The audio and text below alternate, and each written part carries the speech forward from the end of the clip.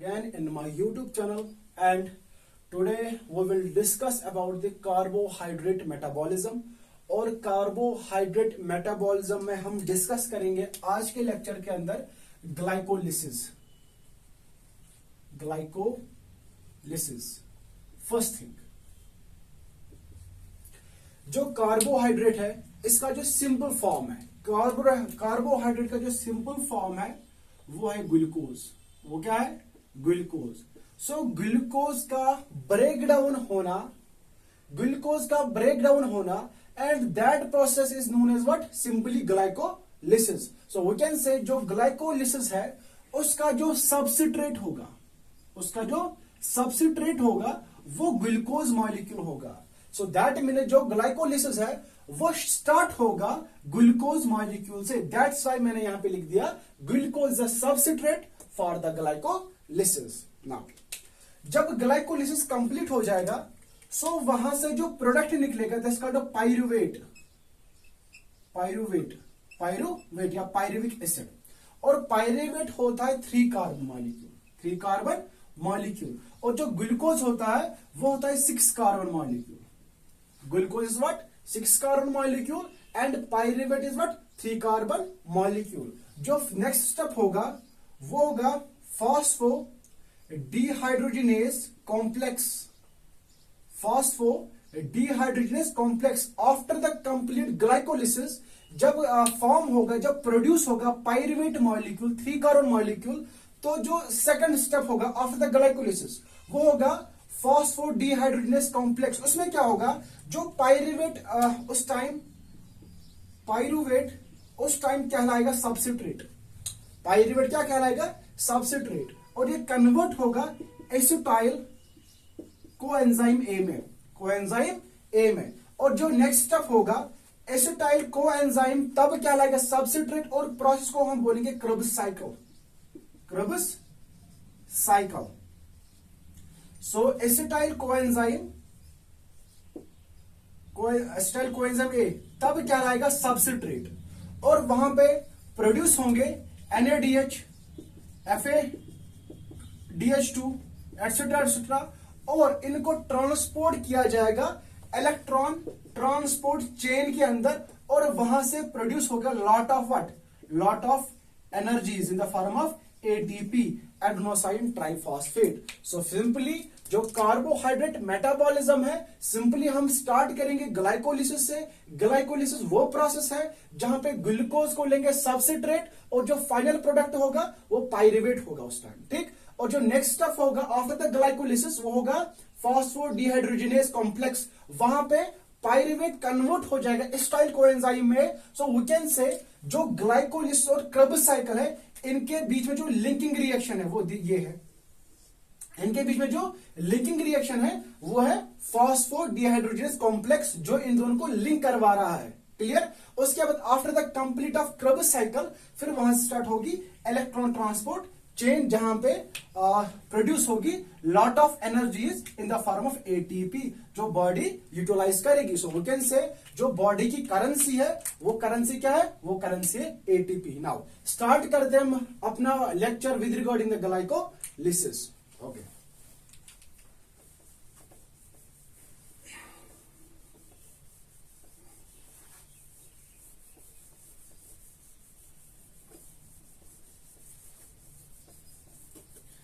ना कुछ बातें जान लेते हैं विद रिगार्डिंग द ग्लाइकोलिसिस।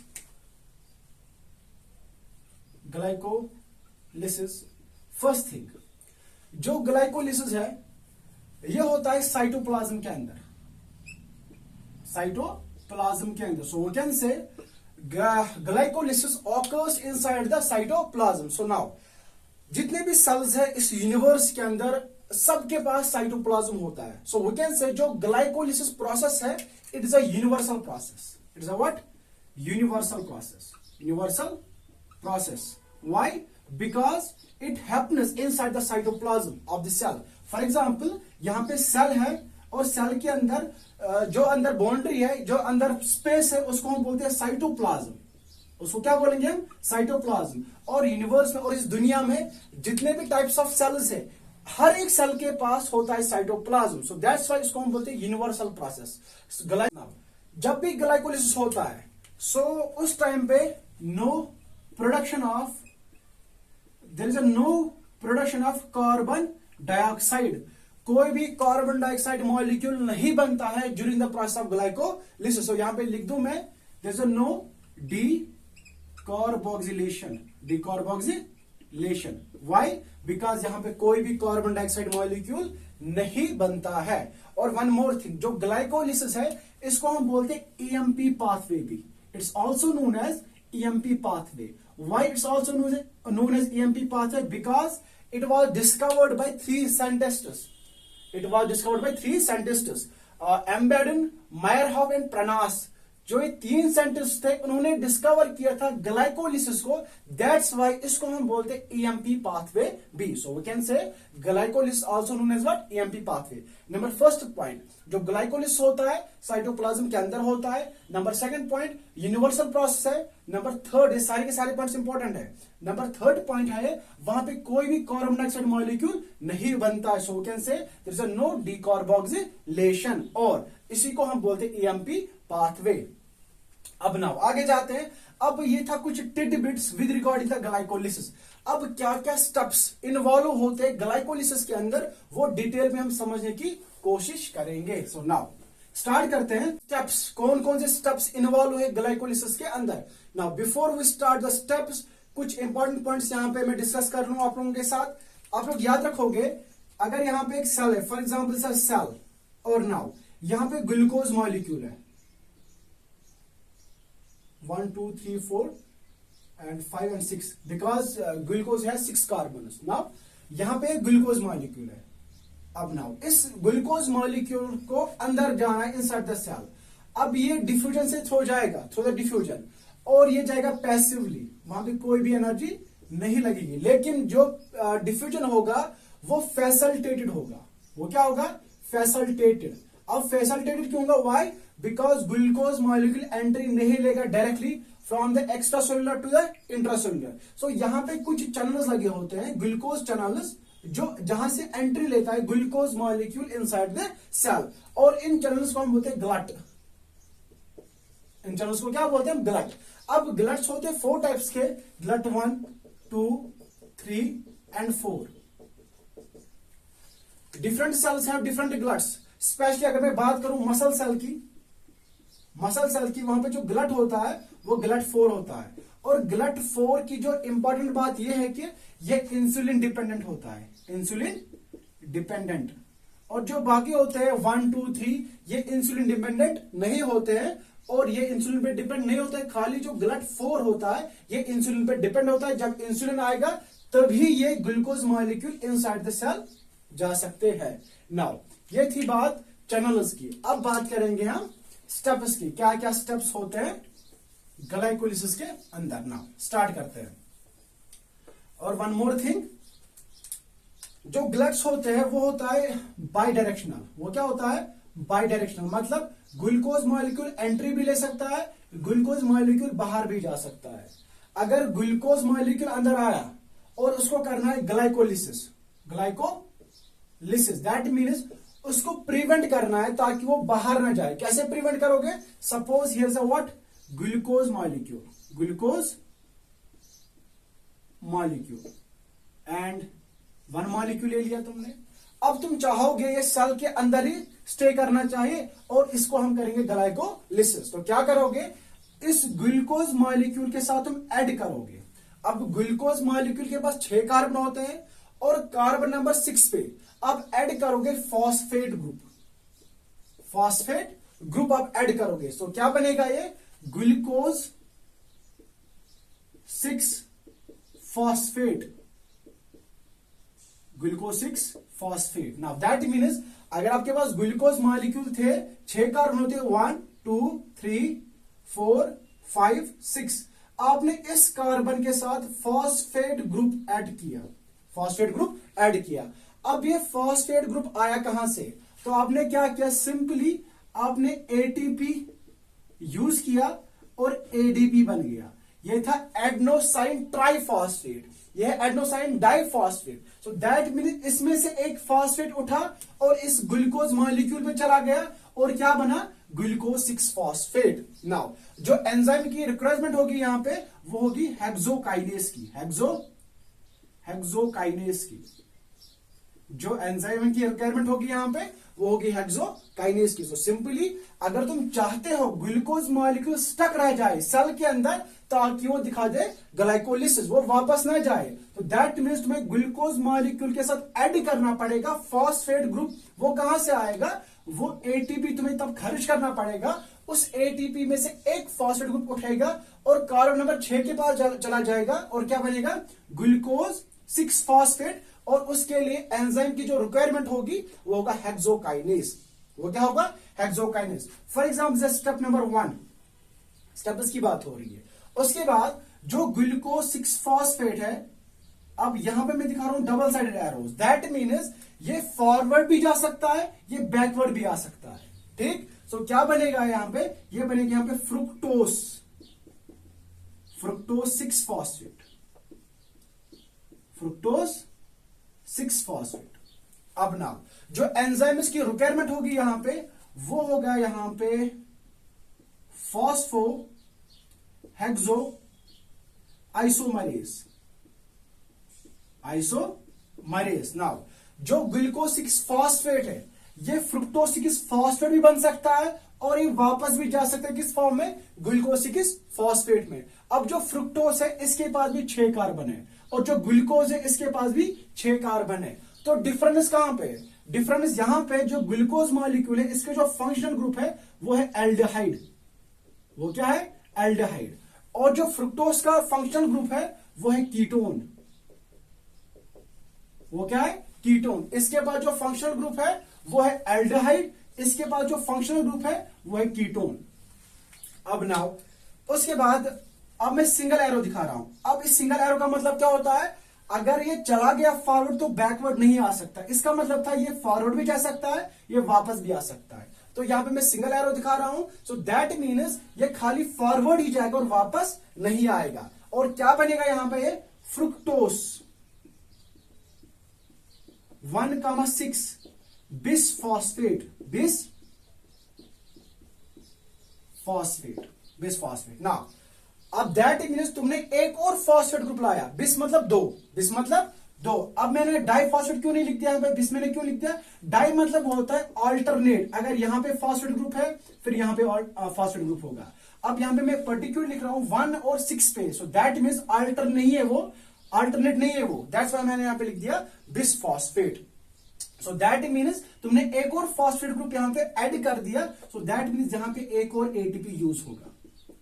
तो क्या बनेगा वो, एडीपी, एडेनोसाइन ट्राइफॉस्फेट से क्या बना, एडेनोसाइन डाइफॉस्फेट। और एक फॉस्फेट ग्रुप चला गया फ्रुक्टोज के पास कार्बन नंबर 1 के पास। सो दैट मीन्स अगर आपके पास 6 कार्बन थे, ये फ्रुक्टोज है मानो यहां पे, और इसका फंक्शनल ग्रुप क्या है, कीटोन। अब इस कार्बन नंबर 1 पे भी क्या आया, फॉस्फेट ग्रुप आ गया। तो क्या बन गया ये 1, ये 1, ये वो 6 है, 1,6 बिस फॉस्फेट। और इसके लिए जो एंजाइम यूज होगा वो होगा फॉस्फोफ्रुक्टोकाइनेज।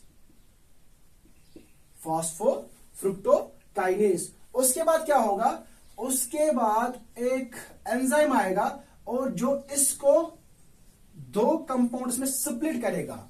फ्रुक्टोज 1,6 बिस फॉस्फेट को वो स्प्लिट करेगा 2 कंपाउंड्स के अंदर, और उस एंजाइम का नाम होगा अल्डोस, या उसको बोलते हैं अल्डेज भी बोलते हैं, एस लगा दो एंजाइम होगा अल्डोएस है। नाउ किस में कन्वर्ट होगा, वो कन्वर्ट होगा di hydroxy acetone phosphate, dihydroxy acetone phosphate. और किस में कन्वर्ट होगा, 3 फॉस्फो ग्लाइसरल डिहाइड, 3 फॉस्फोग्लाइसरल डिहाइड। और वन मोर थिंग, यहां पे जो रिएक्शन होगी वो बैकवर्ड, मानो ये फॉरवर्ड है और ये बैकवर्ड है, ये मानो बैकवर्ड है और ये मानो फॉरवर्ड है, ज्यादातर वो इस फॉर्म में रहेगा। ज्यादातर किस फॉर्म में रहेगा, इस फॉर्म में। जो एंजाइम होगा वो होगा फॉस्फो ट्रायोस आइसोमरेज एंजाइम, जो कन्वर्ट करेगा किसको, डाइहाइड्रोक्सी एसीटोन फॉस्फोर किसमें, 3-फॉस्फोग्लिसरॉल्डिहाइड में। सो इसको हम लिख सकते हैं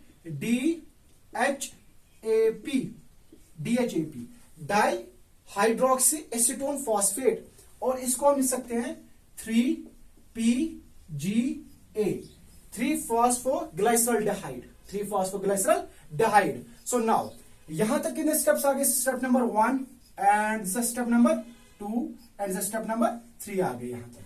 अब नाउ फर्दर इसको डिस्कस करेंगे, लेकिन यहां पे तो जगह नहीं है, तो यहां पे हम डिस्कस करेंगे। अब नाउ इसको हम दिखाएंगे अब, ठीक। तो दैट मीन्स जो ये है ये किस फॉर्म में चला गया, इस फॉर्म में चला गया, क्योंकि ज्यादा इस फॉर्म में होगा। सो दैट मीन्स तो जो ये 3-फॉस्फोग्लिसरॉल्डिहाइड आएंगी वो 2 मॉलिक्यूल्स आएंगे, एक तो खुद है और एक ये है। सो यहां पे लिख दूं मैं, यहां पे लिख देता हूं मैं, क्या एंड प्रोडक्ट था यहां पे, 3-फॉस्फोग्लिसरॉल्डिहाइड, लेकिन ये 2 मॉलिक्यूल्स है। अब 2 मॉलिक्यूल्स क्यों है यहां पे, क्योंकि ऑलरेडी मैंने डिस्कस किया है यहां पे। अब नाउ जो 3-फॉस्फोग्लिसरॉल्डिहाइड है, अब नाउ ये बनेगा 1,3 बिस ग्लाइसरेट, और यहां पे क्या होगा, यूटिलाइज NAD पॉजिटिव कन्वर्ट होगा NADH में प्लस H पॉजिटिव, लेकिन ये भी कितने होंगे, ये भी 2 मॉलिक्यूल्स होंगे। और जो एंजाइम होगा वो होगा triose phosphate dehydrogenase. Clear. Now further फिर से बता रहा हूं, यहां पे जो 3-फॉस्फोग्लिसरॉल्डिहाइड है यूटिलाइज हुआ NAD पॉजिटिव, कन्वर्ट होगा किसमें, NADH में, लेकिन 2 मॉलिक्यूल्स। और जो एंजाइम था ट्रायोस फॉस्फेट डिहाइड्रोजिनेस, ठीक, किसमें कन्वर्ट हुआ, 1,3 बिस फॉस्फेट ग्लाइसरेट में। अब नाउ जो फर्दर रिएक्शन होगी वो क्या होगी, इससे एक फॉस्फेट चला जाएगा। अगर एक फॉस्फेट चल, देखो यहां पे हमने ऐड किया था, यहां पे चला जा रहा है। सो दैट मीन्स ADP, अगर इससे एक फॉस्फेट चला जाएगा कार्बन नंबर 1 से, तो ADP क्या बनेगा यहां पे, ATP। वाई, बिकॉज इस ADP के पास एक और फॉस्फेट आ रहा है, तो क्या बनेगा ये, अभी डाई था अब ट्राई बनेगा। और क्या रहा यहां पे, 3-फॉस्फोग्लिसरेट, और जो एंजाइम होगा यहां पे वो होगा काइनेस। वो क्या होगा, काइनेस। तो सिंपली यहां पे लिख दूं मैं, फॉस्फोग्लिसरेट काइनेस एंजाइम होगा जो कन्वर्ट करेगा 1,3 बिस फॉस्फोग्लिसरेट को किसमें, 3-फॉस्फोग्लिसरेट में। ना उसके बाद म्यूटेस आएगा। म्यूटेस समझते हो, म्यूटेस क्या करेगा, म्यूटेस सिंपली अगर यहां पे था फॉस्फेट ग्रुप कार्बन नंबर 3 पे 1 2 3, अगर 3 पे था कौन सा ग्रुप, फॉस्फेट ग्रुप, वो उसको कन्वर्ट करेगा कहां पे, कार्बन नंबर 2 पे। तो सिंपल इसको हम बोलेंगे म्यूटेस। सो म्यूटेस आएगा, वो इसको कन्वर्ट करेगा, किस ट्रांसफर कहां पे करेगा, वो ट्रांसफर इसको करेगा कार्बन नंबर 2 पे। सो यहां पे लिख दूं मैं 2-फॉस्फोग्लिसरेट, और जो एंजाइम होगा वो क्या होगा यहां पे, म्यूटेस होगा, म्यूटेस। ना जो नेक्स्ट स्टेप होगा वो क्या होगा, वो ये होगा कि 2-फॉस्फो एनॉल आएगा यहां पे, एनानॉल बनेगा ये पायरिविक एसिड। ये कैसे बना, देखो फिर से 2-फॉस्फो एनॉल पायरिविक एसिड। तो क्या था यहां पे, कुछ ऐसा था यहां पे, डबल बॉन्ड C और OH, ठीक, और ये OH के पास क्या है, फॉस्फेट ग्रुप है, ठीक, और ये डबल बॉन्ड है, और ये किसकी वजह से हुआ, एनोलेस की वजह से हुआ। ये एनोलेस एक एंजाइम है जिसने कन्वर्ट किया है किसको, 2-फॉस्फोग्लिसरेट को किसमें, 2-फॉस्फो एनॉल पायरिविक एसिड में। और फर्दर इससे एक और फॉस्फेट बाहर निकलेगा जो किस कार्बन पे है, जो कार्बन नंबर 2 पे। अगर एक और फॉस्फेट बाहर चला गया, so we can say ADP आएगा और उस फॉस्फेट को लेगा और क्या बनेगा, एटीपी बनेगा, एडेनोसाइन ट्राइफॉस्फेट। और जो एंजाइम होगा वो क्या होगा, वो होगा काइनेज। कौन सा काइनेज, पाइरुवेट, पाइरुवेट काइनेज। किसमें कन्वर्ट करेगा, पाइरुवेट में कन्वर्ट करेगा, पाइरुवेट। अब नाउ जो पाइरुवेट है ये 3 कार्बन का है, ये किस कार्बन का है, लेकिन ये भी कितने बने, देखो ये भी 2, यहां पे भी 2 है ये, और जो पाइरुवेट है ये भी 2 मॉलिक्यूल है, ये भी क्या है, 2 मॉलिक्यूल। अगर ना रिकैप करेंगे यहां पे, जो हमने ग्लाइकोलिसिस देख लिया वो कुछ ऐसा था। जो सबस्ट्रेट था, एसएस सबस्ट्रेट, वो क्या था, ग्लूकोज 6 कार्बन का, ठीक। और एटीपी कितने यूज हो गए, एटीपी यूज हो गए 1 और 2 एटीपी यूज हो गए, 2 ATP is used, 2 ATP is used. उसके बाद गेन कितना हुआ एटीपी का, यहां पे भी 2 और यहां पे भी 2, टोटल गेन हुआ 4 एटीपी। गेन कितना हुआ, 4 एटीपी, लेकिन यूज कितना हुआ, 2 एटीपी। सो 4 - 2, सो नेट गेन कितना है, 2 एटीपी। और NADH, NADH कहां गया, NADH कितने बने, NADH ये होते हैं बराबर, एक NADH होता है बराबर 3 एटीपी के। तो यहां पे कितने NADH है, 2। सो वी कैन से 3 × 2, लेटर में बनेंगे इलेक्ट्रॉन ट्रांसपोर्ट चेन में, तो यहां पे बनेंगे कितने, 6 एटीपी, ठीक है, एटीपी। और जो फाइनल प्रोडक्ट है, फाइनल प्रोडक्ट वो क्या है, पाइरुवेट है। वो क्या है यहाँ पे, पाइरुवेट है, जो कितने कार्बन का है, 3 कार्बन का है। तो सिंपली जो ग्लाइकोलिसिस है उसमें क्या होता है, 6 कार्बन रिड्यूस हो जाता है 3 कार्बन के अंदर, और लिबरेट क्या करता है, लिबरेट करता है एनर्जी। नाउ अब कंडीशन ये है कि अब इस पाइरुवेट के पास 2 ऑप्शन है, इस पाइरुवेट के पास कितने ऑप्शन है, 2। या तो वह O2 यूटिलाइज करेगा, ऑक्सीडाइज हो जाएगा, या वो O2 यूटिलाइज नहीं करेगा। अगर O2 यूटिलाइज नहीं करेगा तो एनारोबिक कहलाएगा, अगर O2 यूटिलाइज करेगा तो एरोबिक कहलाएगा। अगर एनारोबिक में चला गया तो NADH यूज होंगे पाइरुवेट के अंदर, और क्या बनाएंगे वो, लैक्टिक एसिड, लैक्टिक एसिड। और O2 अगर यूज हुआ तो फर्दर प्रोसेस चलेगी, क्रेब्स साइकिल के अंदर जाएंगे, तो वहां पे लॉट ऑफ एटीपीज बनेंगे, सिंपल। अगर आप रिकैप लेंगे, सो फर्स्ट थिंग हमने क्या लिया था, हमने ग्लूकोज लिया था। ग्लूकोज को एक एंजाइम ने क्या बनाया था, ग्लूकोज 6 फॉस्फेट क्या यूज करके, एटीपी यूज करके। उसके बाद जो ग्लूकोज 6 फॉस्फेट है इसको अपने कन्वर्ट किया आइसोमर के अंदर फ्रुक्टोज 6 फॉस्फेट में। दोनों 6 कार्बन है, लेकिन इसके पास कीटोन ग्रुप है, इसके पास एल्डिहाइड ग्रुप है। उसके बाद फ्रुक्टोज 6 फॉस्फेट ने क्या किया, एक और फॉस्फेट ग्रुप ऐड किया, तो क्या बना, फ्रुक्टोज 1,6 बिसफॉस्फेट। उसके बाद अल्डोस एक एंजाइम था, उसने क्या करवाया, उसको कन्वर्ट किया 2 कंपाउंड्स के अंदर। एक कंपाउंड है डाइहाइड्रोक्सी एसीटोन फॉस्फेट, दूसरा कंपाउंड है 3-फॉस्फोग्लाइसरॉल्डिहाइड। लेकिन ज्यादा ये कंपाउंड इस फॉर्म में रहेगा, दैट्स वाई ये बन गए 2 मॉलिक्यूल्स, जहां पे लिख दिया मैंने 2 मॉलिक्यूल्स। और उसके बाद फर्दर रिएक्शन हो गई, फर्दर जो 3-फॉस्फोग्लाइसरॉल्डिहाइड है वो किसमें चला गया, 1,3 बिसफॉस्फेट ग्लाइसरेट में, किसके प्रेजेंस में, enzyme triose phosphate dehydrogenase, okay. उसके बाद इससे एक फॉस्फेट ग्रुप रिड्यूस हो गया, सो दैट्स वाई एडीपी के पास एक और फॉस्फेट आ गया, वो बन गया एटीपी, क्लियर। किसके प्रेजेंस में, काइनेज के प्रेजेंस में।